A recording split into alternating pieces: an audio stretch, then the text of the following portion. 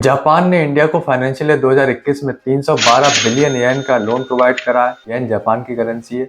और 4 बिलियन येन का grant provide करा है। और टेक्निकल कॉर्पोरेशन के थ्रू 8 बिलियन येन को जापान ने इंडिया में इन्वेस्ट करा है फाइनेंशियल ईयर 2021 में। 2017 से 2020 तक जापान ने इंडिया को 6.3 ट्रिलियन येन का फॉरेन एड प्रोवाइड करा है। तो इतना सारा पैसा जापान इंडिया में क्यों इन्वेस्ट कर रहा है? क्या सिर्फ इकोनॉमिक डेवलपमेंट के कर रहा है और भी कोई कारण है इसके पीछे?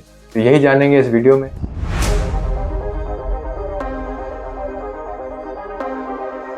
India and Japan really fit the bill in terms of culture, in terms of politics. They are natural partners.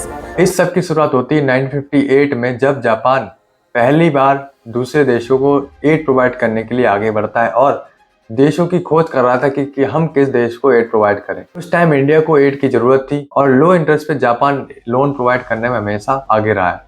तो इंडिया ने उस टाइम जापान से लोन लिया और इसी के साथ इंडिया जापान का पहला एड रिसीवर बना। और इसी के साथ धीरे धीरे करके इंडिया और जापान ने कई सारे लोन लिए। इंडिया जापान का लार्जेस्ट और ओल्डेस्ट एड रिसीवर रहा है। 90s में जब इंडिया जापान से लोन लेता था तब वो मेनली इन्वेस्टमेंट करता था शिप बिल्डिंग में, पावर जनरेशन में, माइनिंग में, टेलीकॉम में और स्टील प्रोडक्शन में। और जब 1990s में इंडिया फाइनेंशियल क्राइसिस के बिल्कुल करीब था, कोई भी देश इंडिया की मदद करने के लिए आगे नहीं आ रहा था, तब जापान ने आगे हाथ बढ़ाया और इंडिया की मदद की 2 लोन देकर, जिसकी वैल्यू थी $300 million.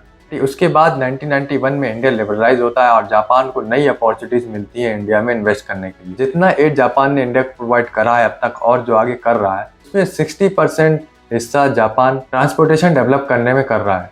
For example Delhi metro Japan की टेक्नोलॉजी के थ्रू डेवलप करेगी, मुंबई मेट्रो, फिर चाहे बेंगलोर मेट्रो हो, और कई सारे रेल रोड्स जापान की टेक्नोलॉजी के थ्रू डेवलप करे गए हैं। और जो नया बुलेट ट्रेन का रेल डेवलपमेंट हो रहा है वो भी जापान के ही साथ मिलकर करा जा रहा है। इस तरीके के कई सारे और प्रोजेक्ट्स हैं जिसमें जापान इंडिया की मदद कर रहा है। फिर चाहे वो पॉवर्टी से रिलेटेड इश्यूज हो, हेल्थ से रिलेटेड इश्यूज हो, सैनिटी से रिलेटेड इश्यूज हो, और टेक्नोलॉजी में अपनी एक्सपर्टीज प्रोवाइड करने की बात हो तो जापान इंडिया का मोस्ट हेल्पफुल पार्टनर रहा है। इतना सारा पैसा जापान इंडिया में क्यों इन्वेस्ट कर रहा है? सिर्फ इंडिया का डेवलपमेंट करने के लिए कर रहा है? ऐसा तो हो ही नहीं सकता, क्योंकि कोई भी देश किसी भी दूसरे देश को पैसा सिर्फ उसके फायदे के लिए तो देता नहीं है, हमेशा अपना फायदा भी देखता है। तो इसके पीछे 2-3 रीजन बताए जाते हैं। सबसे पहला रीजन है जापान की इकोनॉमी है, वो पिछले 20 सालों से स्टैग्नेंट है, कोई भी उसमें हाई ग्रोथ देखने को नहीं मिली। फिर दूसरा पॉइंट है जापान में जो पॉपुलेशन क्राइसिस चल रहा है, वहाँ पे यंग पॉपुलेशन बहुत कम रह गई है। इसकी वजह से जापान की जो इकोनॉमिक डेवलपमेंट है उसमें मदद नहीं मिल रही है, तो उसको ह्यूमन रिसोर्स चाहिए, वो कहाँ से लाएगा जापान? तो इन दोनों रीजन की वजह से जापान की इकोनॉमी को बूस्ट मिले और इसलिए वो अपना पैसा इंडिया को दे रहा है ताकि बाद में इंडिया जापान को लेवरेज दे सके, यानी इंडिया की मदद ले सके जब जापान को जरूरत हो। और ऐसा हो भी रहा है इस टाइम। द इंडियन एक्सप्रेस की एक न्यूज रिपोर्ट के हिसाब से जापान में जो इंडियन स्टूडेंट पढ़ने जा रहे हैं, वहाँ अगर आप यूजी करने जा रहे हैं, अंडर ग्रेजुएट कोर्स करने जा रहे हैं, तो आपको 60 लाख तक की स्कॉलरशिप मिलेगी। और अगर आप पोस्ट ग्रेजुएट कोर्स करने जा रहे हैं तो आपको 50 लाख तक की स्कॉलरशिप मिलेगी और आपकी ट्यूशन फीस बिल्कुल माफ हो जाएगी। ये सिर्फ जापान अपने इंस्टीट्यूशन में पढ़ाई करने के लिए कर रहा है कि आप सिर्फ यहाँ के पढ़ लो, बाकी सारी जिम्मेदारी हमारी। और इसी के साथ इंडिया जापान ने एक पैक्ट भी साइन करा जिसमें इंडिया जापान को अपनी स्किल वर्कर फोर्स प्रोवाइड करेगा ताकि उसकी इकोनॉमी चलती रहे, बिल्कुल बंद ना पड़े।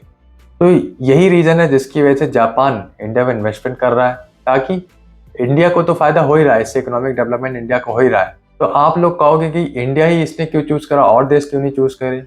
क्योंकि और किसी देश के पास इतनी पोटेंशियल ही नहीं है कि वो चूज करता है। चाइना के साथ थी, चाइना के आप देख रहे हो इस टाइम कैसे हालत हो रखे हैं, बनती नहीं है उसकी। और चाइना के जो लेबर रेट्स हैं वो भी बढ़ते चले जा रहे हैं, इससे जापान की फर्म्स को दिक्कत हो रही है।